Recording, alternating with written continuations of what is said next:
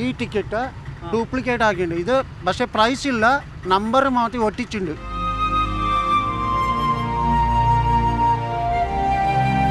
കഴിഞ്ഞ ഏപ്രിൽ 10 നടന്ന സംഭവമാണ് നമ്മളിപ്പോൾ കണ്ടത്. എന്നാൽ ഇതേ തട്ടിപ്പ് വീണ്ടും അയാൾ നടത്താനെത്തി.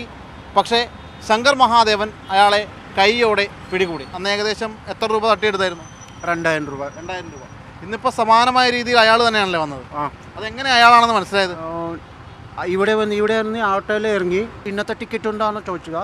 ടിക്കറ്റ് ഉണ്ടോ എന്ന് പറഞ്ഞു. അപ്പോൾ ടിക്കറ്റ് 4 ടിക്കറ്റ് എടുത്തു. പിന്നെ മറ്റേ ടിക്കറ്റ് ഉണ്ടോ നോക്കാൻ പറ്റുവാണ് പറഞ്ഞത്. അപ്പോൾ പട്ടിക്കുന്ന ടിക്കറ്റ് പിന്നെ വേറെ 2 ഉണ്ടോ നോക്കാൻ പറ്റുവാണ്. അതാണ് നോക്കണം. അപ്പോൾ അതിൽ ഒട്ടിച്ചുണ്ട് നമ്പർ. അപ്പോൾ ഞാൻ ഇങ്ങനെ കയറി. അപ്പോൾ പിടിച്ച ആള് പിടിച്ച് ഈ രതീഷിനെ പിടിച്ചതാ. രതീഷ് പിടിച്ച് അപ്പോൾ പോലീസുകാർ വന്ന് പോലീസുകാർക്ക് അപ്പോൾ ഈ അന്നത്തെ ആളാണെന്ന് എങ്ങനെ മനസ്സിലായത്? അതേ രീതിയിലുള്ള ടിക്കറ്റ് പസി ഒട്ടി വെച്ചിട്ടുണ്ട്. ഇവനെ കഴിഞ്ഞ പ്രാവശ്യം വന്ന് പറ്റിച്ച ആളാണെന്ന് പറഞ്ഞ് എന്നെ വിളിക്കുമായിരുന്നു. അങ്ങനെ ഓടി ചെന്നപ്പോൾ ഇവന് കിട്ടിയത്. പോയ കാശെങ്കിലും മേടിച്ചു കൊടുക്കാൻ നോക്കുക. ഈ കഷ്ടപ്പെട്ട് നടക്കാൻ വയ്യാത്തതും ചെയ്യുന്നതല്ലേ. പൈസ തന്നിട്ട് തിരികെ കിട്ടുന്ന കാര്യത്തെ കുറിച്ച് പറഞ്ഞിട്ടുണ്ട്. പൈസ മേടിച്ച് തരാമെന്ന് പറഞ്ഞു. ഇന്നിപ്പോൾ ലോട്ടറി അടിച്ചിട്ടുണ്ടോ? പിന്നെ ഒരു 5000-ന്റെ അടി ഉണ്ടായി. അപ്പോൾ ഒരു സന്തോഷമുള്ള ദിവസം കൂടിയാ. കള്ളനെ പിടിച്ച് ലോട്ടറി അടിച്ച്.